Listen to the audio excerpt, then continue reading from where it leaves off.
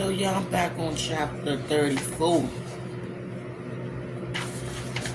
I learned that little man was still alive, and no, he was not interested in speaking with me.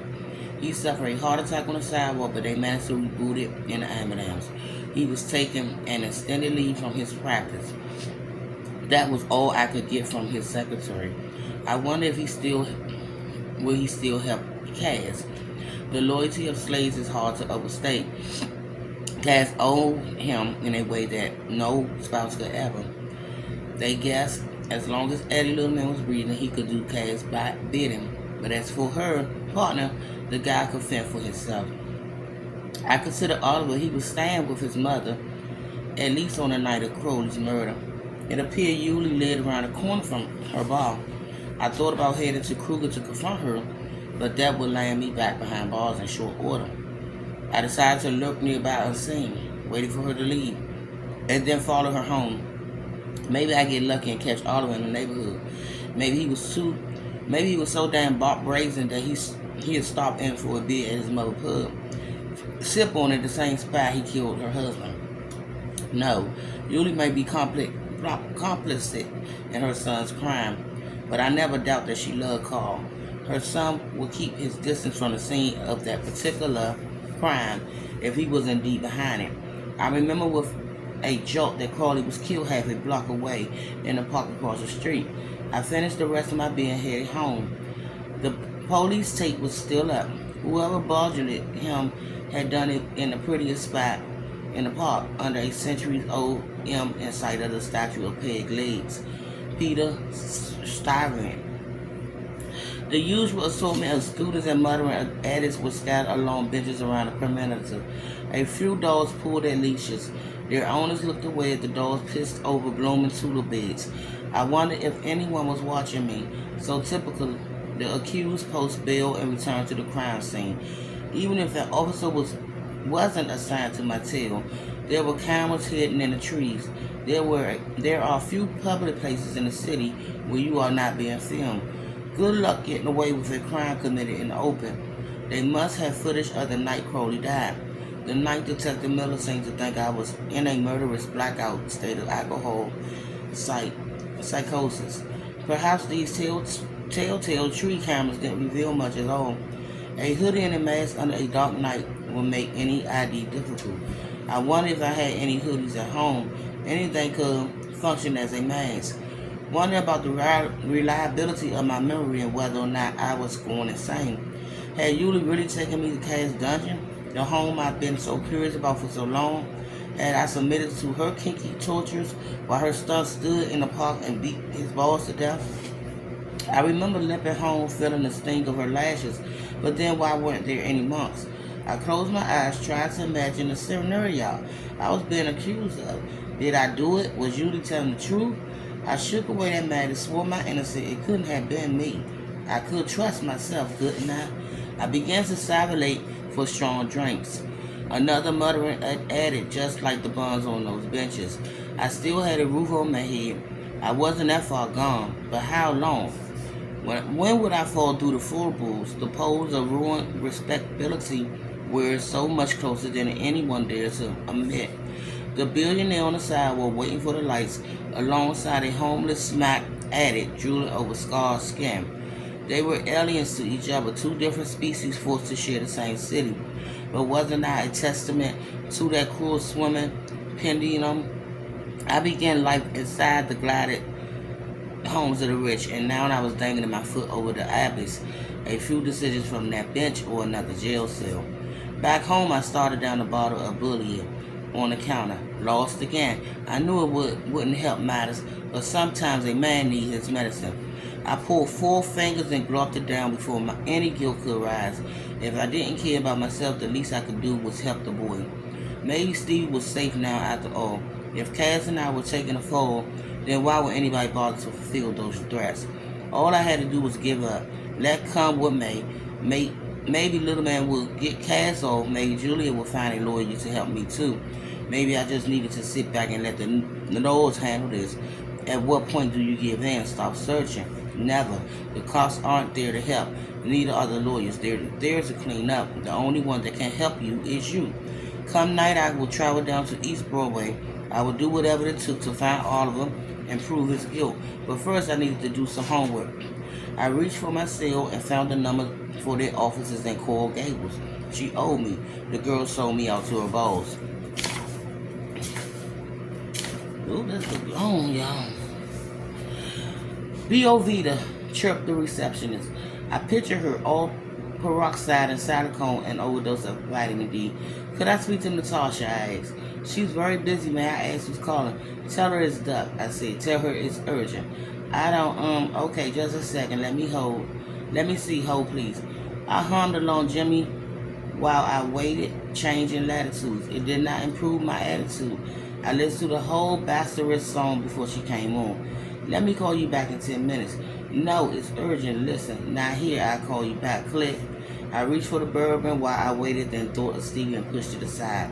Some I will grant myself some, but not much. Strictly maintenance drinking from here on out. There will be time to drown myself later in my days at Chase Cohen, playing mental to the boy, lover to his mother. I have been teaching myself temperance. It seemed long ago now I could relearn it. It was the only way. My alcohol pondering was silent when my phone rang 10 minutes later as promised. I heard she said by way of hello about Crowley or that I'm being accused of. Both. Are you okay? Out on bail, I said. Have a good lawyer working on it. Listen, Duck, about the last time I saw you with Dr. Lip, you sold me out, darling, and now you can make it up to me. I can't help you. I shouldn't even be talking to you. You know I didn't kill Crowley, right? No, I don't know that. I barely know you. I know you're a liar and that you had a hard-on for him, so who knows? It was Oliver. I said, Lip's son. Edward doesn't have children, she said. Oliver's adopted. Consider his boy outright.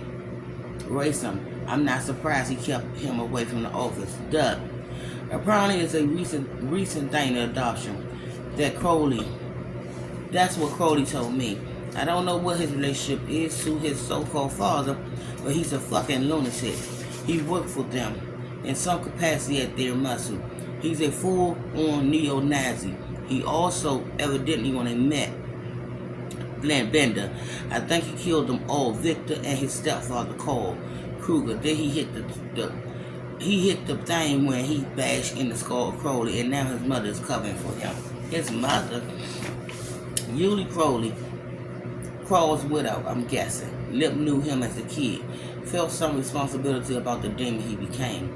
I listened to her breathe, pictured the vacant pavement down Ponce-de-Leon Boulevard, found she spoke. She was upset about the book. Yulie contacted Bio Vita a few months back. She spoke to Dr. Lips. I heard she was distraught. Did he tell you that? He did. He's an old man. He feels a lot of guilt for what happened back then. He never meant to hurt anyone. He hurt a lot of someone's, and as far as I can tell, he never paid for it. What did he get? A small fine, some bullshit slap on the wrist, and then he set up shop down in South Florida where he could teach Americans how to cheat? I know you're not that naive. What do you care? Why does anyone care? It's sports. That's what people do. I got no time for that high and mighty moral shit. We're talking about murder, Tasha. 3 and counting. Maybe ordered by your boss. A man who has both a past and a present to protect. And as for sports, it was child abuse back then. Those kids he doped. They were minors. And they didn't have a choice. Lives were ruined. And you think this is his Scarface and somebody putting out hits from down in Miami? Listen to you. Lips an agent queen who just wants to be left alone. And as for this boy Oliver, I remember if some racist Nazi came around the clinic. I never met the dude, but if he's usually son, my guess is that Albert was trying to look after him out of guilt. Maybe at first, I said, but Lips no fool. He made a point of telling me how dangerous Oliver is.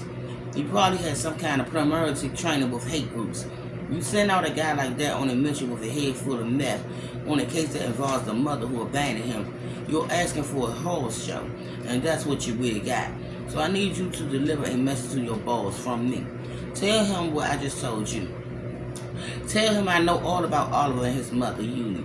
Tell him that he's an accessory to murder. You tell him that and then tell him to call me. Can you do that for me? Okay, Doug, I can't promise he'll call you back, but I can tell him. If he doesn't, he better close up shop and fly somewhere far away, because his life in this country is over. Is that all? That's all, Tasha. She lingered on the line. I thought she must be remembering our time together in that hotel room. So I said, when this is over, I'd like to see you again. Never gonna happen, she said, and hung up. Lip made me wait an hour. Enough time for a refill and some loud, appropriate music. He headway an angry inch, trying to tear me down. I worked myself into a righteous ladder.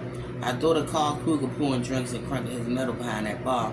And in verse, through the looking glass reflection of headway, I thought of all the poor souls robbed of youth by lips and other abusers worse than him. When my cell phone finally rang, I was not feeling charitable. You asked to hear from me, said Lips. Goddamn right, I said. You seem to have things mistaken, Mr. Darty. I was very forthcoming with you when we spoke. I told you the truth. Now, and I hope you allow me to clarify some of your misconceptions. And I hope you'll listen closely, because if you fuck with me now, you better hope the cops reach you first. The threats again. I understand you're set, so am I. So are you, I shouted. I'm being charged with murder. So is my partner. Murders that you had a hand in. Don't tell me you're set. If you calm down, I'd like to explain. You do that. Now. I feel my son in the midst of psychiatrist episodes. I'm very worried. It will be in all of our best interest if you could find him. That's funny, your partner told me the exact same thing before your son killed him. Maybe your boy Ollie will decide to take care of you next. He won't do that. And why is that? Psychiatric meth head are always so rational. I'm sure you can reason with him.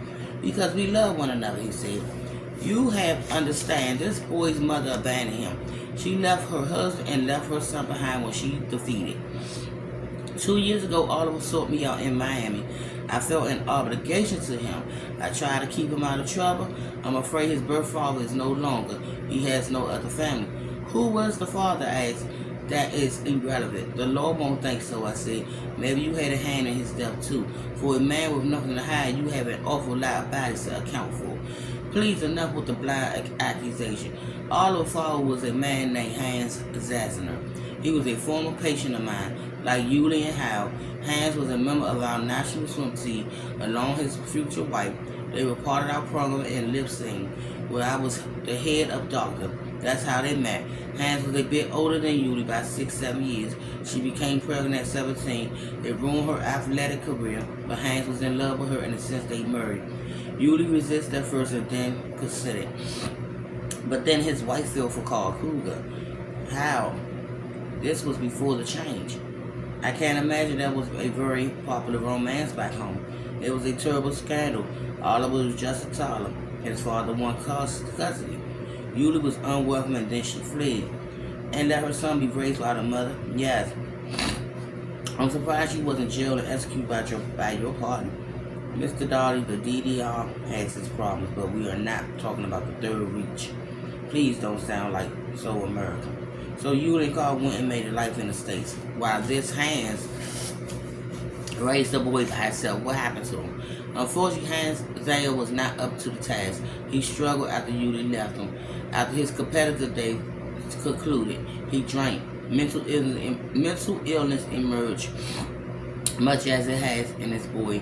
He coached at the institute for some time, but he was soon unemployable. And with the instability after that wall came down, Hans could not cope. He was killed in a drunk driving accident when Oliver was 10.